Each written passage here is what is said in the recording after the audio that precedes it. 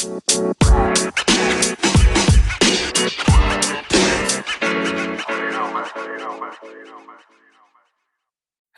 and welcome to the 20-Minute Marketing Podcast. My name is Liam from Reach Interactive, and I invite guest experts to join us on the show every week to talk about things like SEO, content marketing, paid advertising, social media, and more. This week, I feel like I am getting back into the swing of a normal routine, which is nice. I don't know about you guys, but last week felt like a bit of a challenge, so I'm glad to be on the up again and getting back into things. And the great news is that we have a really exciting guest that I'm going to be welcoming onto the show right now. So, our guest today is Tom Downing, and Tom is the strategy director at Freestyle, which is a digital product studio that brings clarity to complexity and creates memorable customer experiences. So, very excited and interested, and I'm looking forward to introducing Tom. So, first of all, hey Tom, how's it going today? I'm feeling positive. I think I learned a huge amount last year. I'm very excited for this year of what we've got planned. Last year really forced me, and I think everybody, to change the way that we all think and the way that we work for the better. So I'm hopeful and optimistic. Yeah, I love the optimism. I think 2020 was definitely a challenging year for everyone. So it's nice to hear that you've taken the positives and you're looking to build on them. So before we move on to our discussion, could you spend a minute telling us about yourself and Freestyle, please?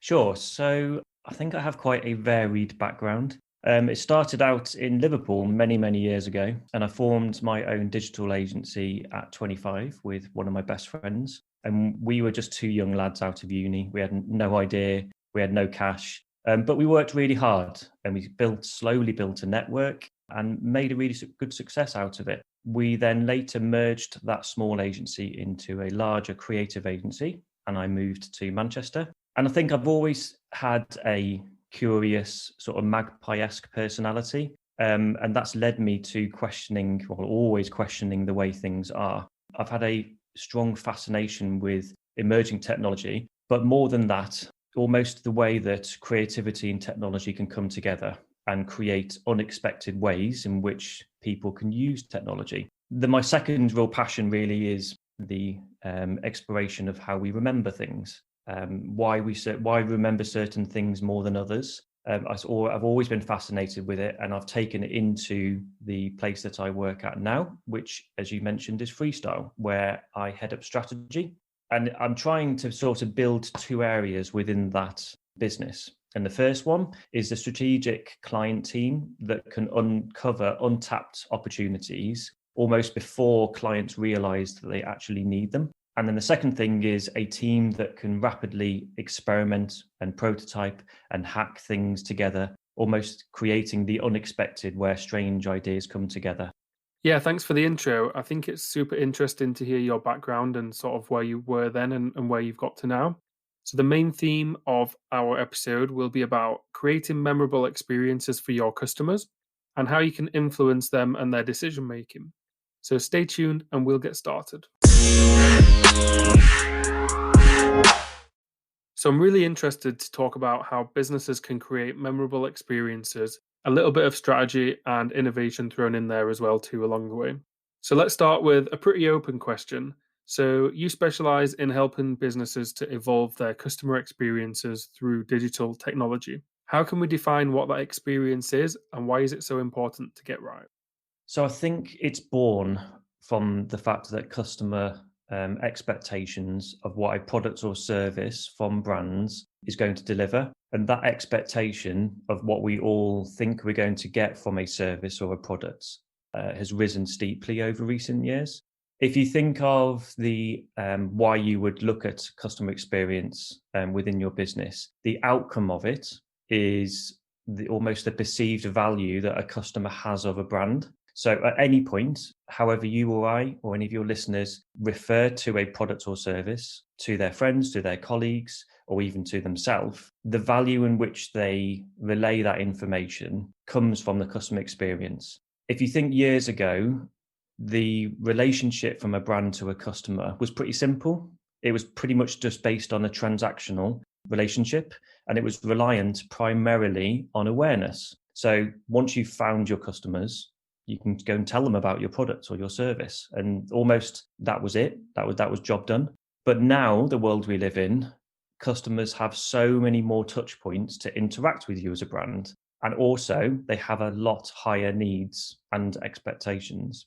So, how we define customer experience is it's the full journey of how a customer, right from when it first makes contact with you, right through to every other interaction once they become a customer. And the aim of why you would try to really enhance the customer experience of every single touch point is customer retention. I think you explained that really well in terms of customers now having lots of different touch points. And I think the market has changed dramatically over the last 5 years or so. Referring back to an episode we released a few weeks back with Ashley O'Neill, who joined us from the Chartered Institute of Marketing, she talked about how Amazon have set such a huge bar right now with their customer user experience and how easy it is to navigate their site and make purchases. And I think now consumers expect things to be like that and pretty much perfect for all sites. So you have to compete with all those big brands to be successful. Otherwise, you can get left behind pretty quickly. You're totally right. And I think in a way, it's fast forwarded everybody else to try to compete with that. From the customer's eyes, it's brilliant. It's fixing a lot of bad experiences that we all have had, and making them much better. But from a business's perspective, it's becoming harder and harder to try to compete with those larger organizations that invest millions into customer experience and trying to make things as fast as possible. So, how can businesses improve their experience for their customers then? And is there a chronological order of steps to take, or should things be done simultaneously? I think this carries on from my previous point of trying to make things faster. You talked about Amazon there. There is a perceived view on success within customer experience is primarily based around reducing friction. So friction being, if we try to make something as quick as possible and as easy as possible for customers to flow through a product or service, then that is job done. That's the best we can deliver to a customer, and that's what customers want. But it's our view really that sometimes, and it's becoming more frequent, quicker isn't actually better. And the reason is that now everybody is trying to chase that friction goal of making journeys as quick as possible, and now everyone looks the same. You try to book any holiday, you try to buy any general products, the flow in which you go through as an experience, it all looks the same. And the problem with that is that it's lacking soul and identity from a brand's point of view, and therefore it's less memorable. It's just another service. So the main thing that we try to believe within all of this, and we want to try to change, is I think brands need to have more emotional awareness of the situation the customer is going through, and to then try to deliver above expectation. And this is what I talk about as this memorable moment. You've got to try to help businesses. Of course, you've got to try to help businesses meet expectations of what the customer already has. But if you just stop there, then it's just the same. It's, me going into buying something. If the experience is exactly as what I expected, then when I leave that experience, I'm not going to remember it because it's just what I already thought I would get. So we try to look at it and say, you've got to go above expectation and trying to break that pattern of behavior. And this is the crucial part of becoming memorable. There's a theory really around this in that if we go into any situation, your brain tries to find previous encounters that are similar in order to predict what might happen. And there's a scientist called Lisa Feldman Barrett who writes a lot about this in this TED Talks that she's done.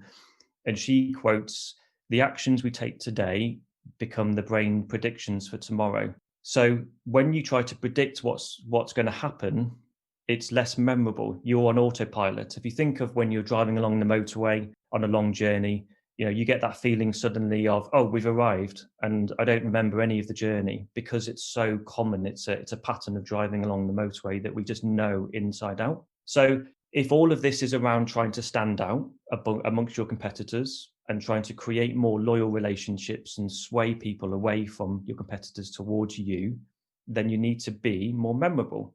And if you're just going to concentrate on making things frictionless, then you're just going to be the same as everyone else. And this is all underpinned by a theory called peak moments. And peak moments is a theory that was born many, many years ago. And it is the principle behind the way in which we recall an experience. And the way in which we recall it, any experience, is there is an emotional, intense moment in any experience, and then the last end point of an experience. And those are the only two things that you tend to remember from an experience.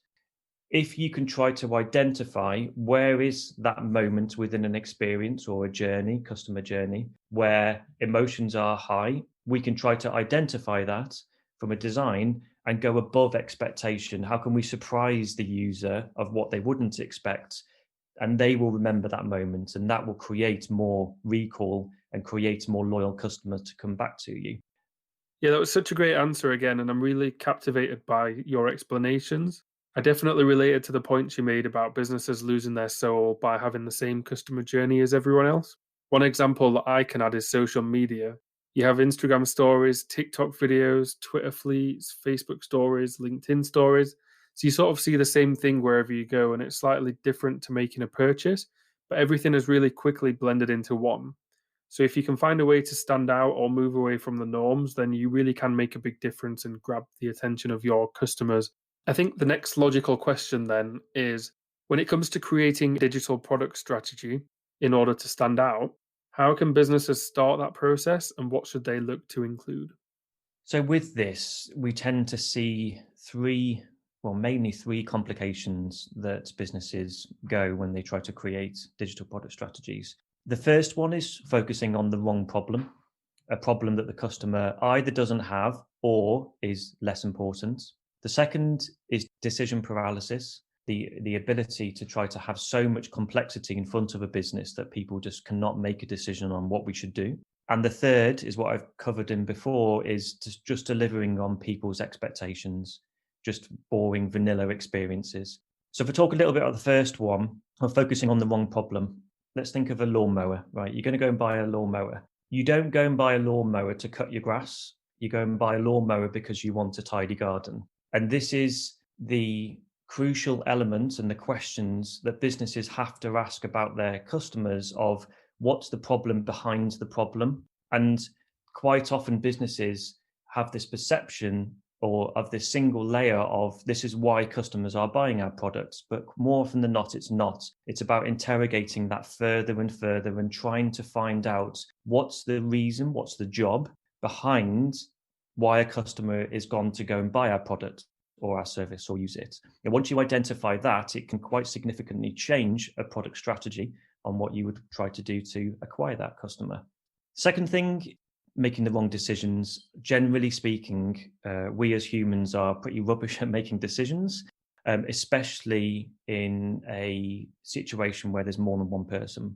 There's lots of biases at play, and the reasons why we do that around people either not bringing their A game into a meeting scenario. Some people might be more tired than others. You have the loudest person in the room, for example. To try to get around this, you have to try to rely or partly rely on a system rather than just humans to make a decision. We have invested into a algorithmic decision model to help remove some of these biases and make better informed decisions between ourselves and with clients. And what this does is it forces us to make sure that we can identify who are the most important customer, what is the most important need, and what is our business objectives. And once we know we can match those three together, it quite significantly changes what we think we're going to do within our roadmap. The customer and the need and the business objective have all got to match up, and you've got to chase that idea against that priority need that that customer genuinely has. My third point around delivering people's expectations, this again talks just about peak end theory. You've got to try to match every single customer touch point. You can map it all out, find and identify that emotional intense moment, and then how can we go above expectation? How can we surprise them on what they would not expect? And that's where then you can become more memorable. So if I was going to give any tips to get started, number one, definitely go out and just speak to customers. Go and do surveys. Don't just have it your own subjective view on what you think customers want and why they do what they do. Try to find the reason behind the reason of why your customers want your product. Number two, try to prioritize the most important customer need. And number three, then try to map customers' experience of your product or service right from end to end. And then try to find that moment, try to find that emotional, intense moment that you know your customers are going to be feeling for whatever reason, whether it's, for example, placing a big order, whether it's hitting that send button on a big email campaign, whatever it is, find that moment and go above expectation to try to deliver that memorable experience. Yeah, that's a really interesting example with the lawnmower. So thanks for sharing that. So, one thing that jumped out at me when I looked on the Freestyle homepage is that you also help complex businesses with their communication. And I know that a lot of our listeners are in B2B or the SaaS space. So, do you have any insights on how we can improve that messaging to make our product or service offering a little bit more clear? I think that's a really good question because, as last year has taught us, complexity is just everywhere. And the problem with complexity is that it brings inertia, and it becomes much harder to try to make decisions and communicate what we do. But it's crucial you don't let that seep into your messaging. Even if your product or service is very complex to understand and what it does, you've got to make it so simple on your website of what it does.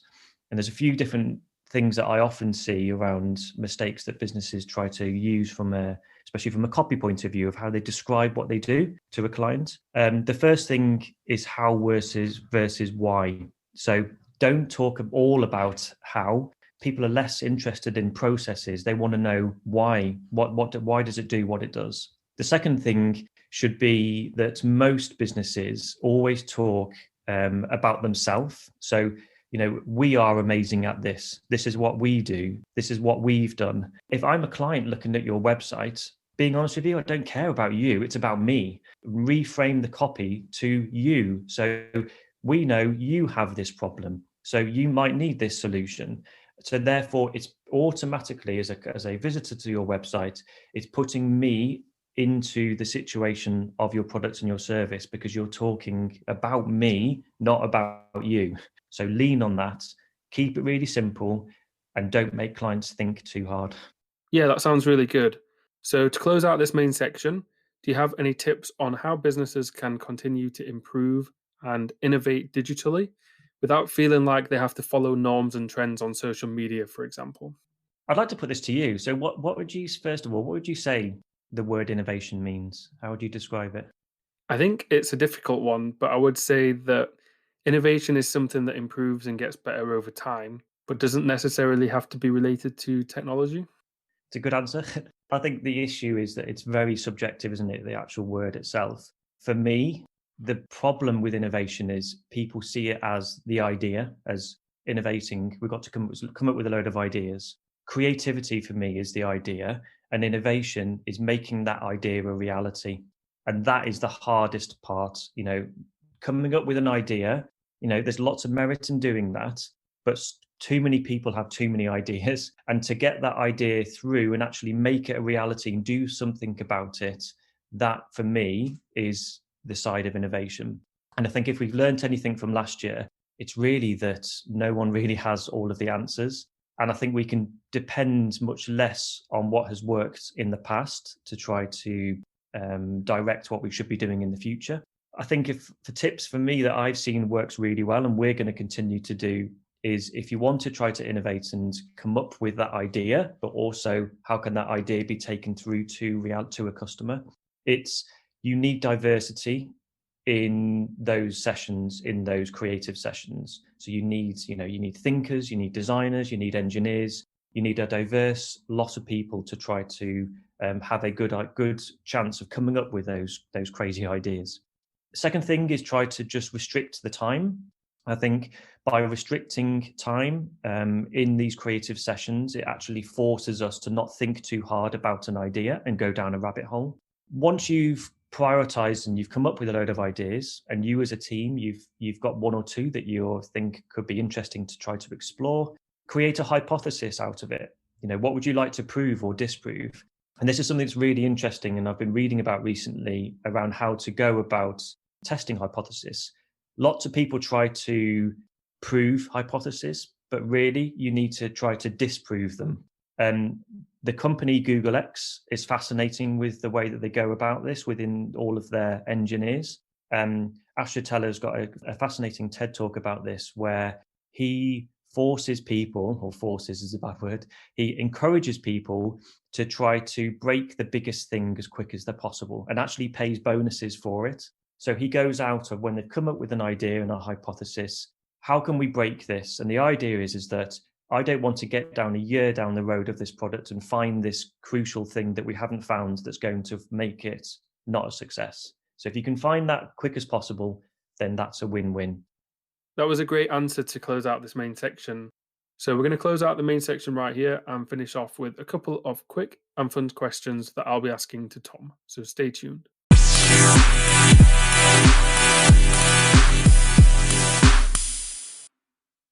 So the closing section of each episode includes 2 quick-fire questions that I like to ask our guests, and they're usually pretty fun because we get a wide range of answers. So question 1, Tom, is do you have a memorable or funny story that jumps out when you look back on your career?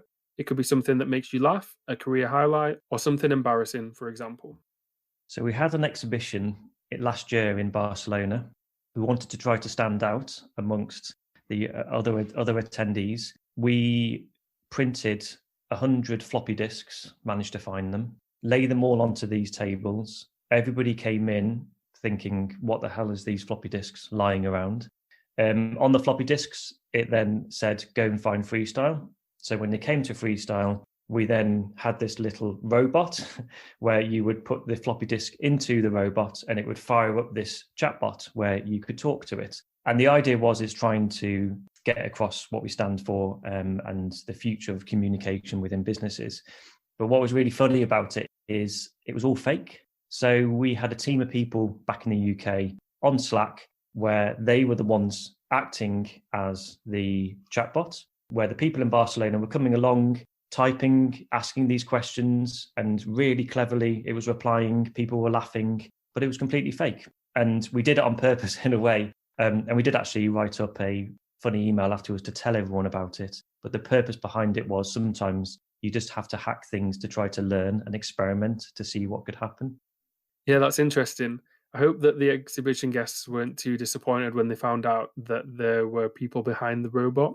And my final question is, do you have a favorite resource that you use on a regular basis, which might help our listeners? It could be a newsletter, a website blog, a plugin, a podcast, for example. One of my main websites I go to is the Courier magazine. They call it the Stories of Modern Business. Fascinating to try to see what investors are investing in, to try to see what's upcoming.